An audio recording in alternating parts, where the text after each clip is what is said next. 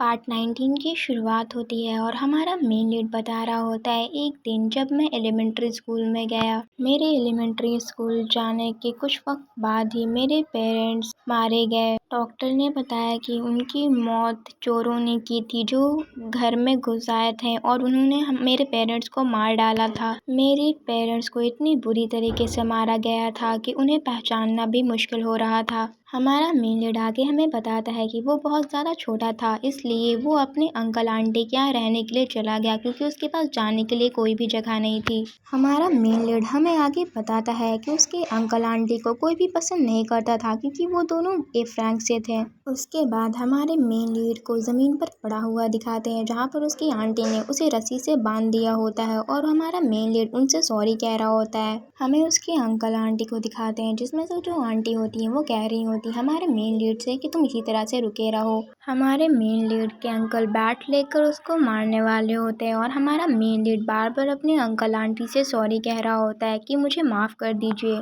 हमारा main lead हमें आगे बताता है कि वो रोज़ अपने अंकल आंटी से मार खाता था और उनकी गालियाँ सुनता था और यही उसकी ज़िंदगी बन चुकी थी। अगले सीन में हमें हमारे मेन लीड को अपने क्लासरूम में बैठा दिखाते हैं जहाँ पे वो सहमा सा बैठा हुआ होता है। तभी कोई उसका नाम बुलाता है। अपना नाम सुनकर जिनसुंग बोलने लगता है, तुमने मुझे बुलाया? तो वो लड़की कहती है कि तुम अभी तक लॉन्ग स्लीव वाले कपड़े क्यों पहने हुए हो, क्या तुम्हें गर्मी नहीं लग रही? तभी एक दूसरी क्लासमेट हमारे मेन लीड की उस पिंक टी शर्ट वाली लड़की को बुलाने लगती है और कहती है यूंग क्या कर रही हो तुम, चलो चले हम। हायन कहती है कि ठीक है मैं आ रही हूँ, बस तुम 1 मिनट रुको। हायन हमारे मेन लीड को उसके साथ चलने के लिए इनवाइट करती है। हमारा मेन लीड हायन से कहने लगता है कि मैं ऐसे ही ठीक हूँ। तो वो हायन जो होती है वो कहने लगती है सच में? ठीक है तो नेक्स्ट टाइम तुम हमारे साथ चलना, ओके। पीछे से हायन की क्लासमेट कहने लगती है कि जल्दी करो हायन। वो जो हायन की क्लासमेट होती है उसे बता रही होती क्या तुम्हें नहीं पता है इस लड़की के पास पैसे नहीं है, इसके कपड़े भी गंदे रहते हैं और बदबूदार होते हैं और हमें इसके पास नहीं जाना चाहिए इसी वजह से।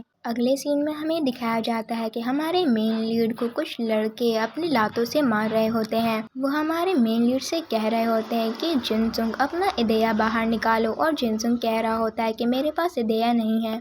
उनमें से जो एक लड़का होता है वो हमारे मेन लीड से कहने लगता है कि हमें पता है कि तुम्हारे पास इदेया नहीं है, इसलिए हम तुम्हारी मदद कर रहे हैं। शायद तुम लात घूसे खाकर तुम्हारा इदेया अवेकन हो जाए और तुम्हारा इदेया जाग जाए। वो लड़का आगे हमारी मेन लीड से कहता है क्या हम अच्छे इंसान नहीं हैं जिनसुंग?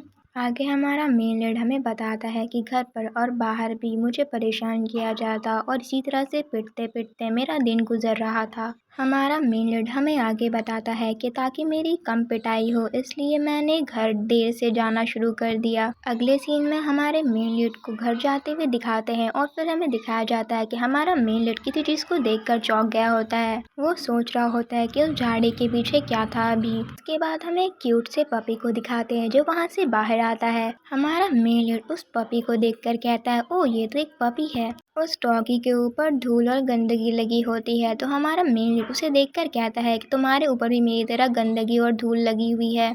उस पपी को जिनसुंग पसंद आ जाता है और जिनसुंग हंसते हुए कह रहा होता है कि तुम ऐसा मत करो, मुझे गुदगुदी लग रही है। हमारा मेन लीड हमें आगे बताता है इस तरह से वो पपी और हमारा मेन लीड दोस्त बन जाते हैं। उस दिन के बाद से हर दिन हमारा मेन लीड घर देर से जाने लगता है। वो हमें बताता है कि वो ज़्यादा से ज़्यादा वक्त उस पपी के साथ प्लेग्राउंड में स्पेंड करने लगता है। और एक दिन हमारे मेन लीड के अंकल को उस पर शक हो जाता है तो वो हमारे मेन लीड को ढूंढ रहे होते हैं। हमारे मेन लीड के अंकल को डर था कि कहीं सब लोगों को पता ना चल जाए कि जिनसुंग को वो किस तरह से ट्रीट करते हैं। जिनसुंग के अंकल ने उसे ढूंढ लिया होता और वो कह रहे होते हैं पाक जिनसुंग तुम घर क्यों नहीं आ रहे थे? हमारा मेन लीड घबराते हुए अंकल कहता है। वो घबराते हुए कहने लगता है अंकल वो इसलिए कि मैं। तभी अचानक से जो पपी होता है वो बाहर आ जाता है तो हमारा मेन लीड उसे कह रहा होता है कि पॉपी नहीं। जिनसुंग पपी को पॉपी कहकर पुकारता है। हमारे मेन लीड के जो अंकल होते हैं वो कहने लगते हैं उससे कि ये गंदा डॉगी कहाँ से आया, क्या यही वो रीज़न है जिसकी वजह से तुम घर लेट आने लगे हो? के बाद हमें दिखाया जाता है कि वहाँ पे जो लोग होते हैं वो बातें करने लगते हैं कि ये तो वही आदमी है ना,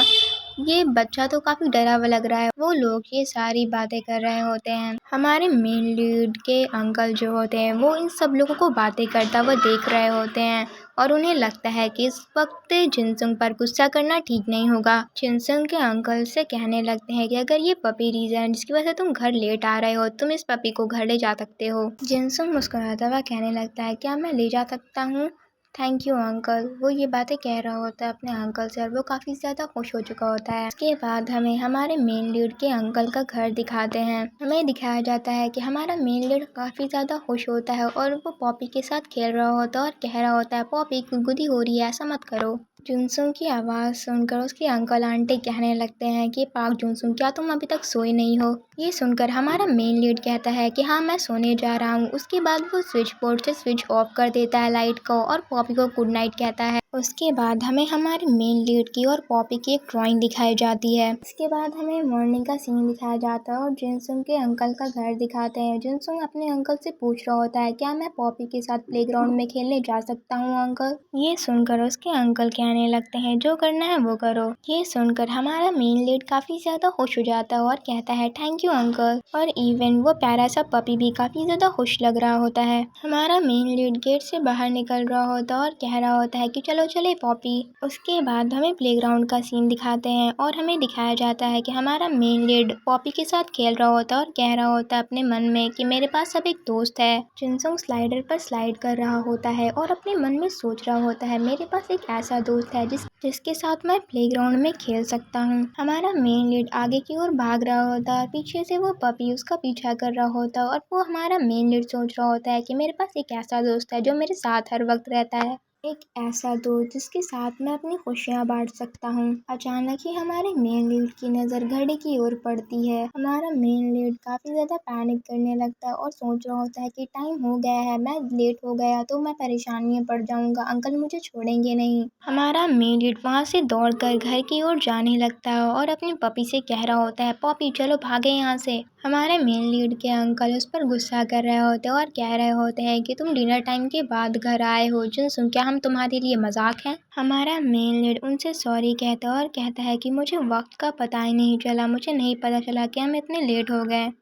जूस के कैन को पटकते हुए हमारे मेन लीड के अंकल कहने लगते हैं कि तुम बहाने बना रहे हो, मैं तुम्हारे साथ अच्छा सलूक करने लगा था और बदले में तुमने ये हरकत की है। हमारा मेन लीड अपने अंकल से बार बार सॉरी कह रहा होता है। हमारा मेन लीड आगे उनसे कहता है कि मैं अगली बार ध्यान दूंगा। पॉपी उन दोनों अंकल आंटी पर भौंकने लगता है क्योंकि वो हमारे मेन लीड को डांट रहे थे। हमारा मेन लीड पॉपी को भौंकने से मना कर रहा होता है और कह रहा होता है कि तुम्हें क्या हुआ है, चुप हो जाओ। हमारे मेन लीड के अंकल पॉपी को भौंकता देखकर कहने लगते हैं, क्या मुझे इसे पकाकर खाना पड़ेगा? हमारा मेन लीड उनसे कहने लगता है, मुझे माफ कर दीजिए अंकल, मैं पॉपी को समझा दूंगा, आप प्लीज इस पर रहम कीजिए अंकल। दूसरी तरफ पॉपी उन अंकल और आंटी पर भौंके ही जा रहा होता है। जुनसुंग के अंकल उसे जोर का चाटा मारते हैं और कहते हैं, यहाँ से हटो, तुम्हारी हिम्मत कैसे हुई? वो जुनसुंग से कहने लगते हैं कि तुम मुझसे बदजुबानी कर रहे हो, मुझे तुम्हें सबक सिखाना पड़ेगा। वो अंकल अपनी वाइफ को कहते हैं कि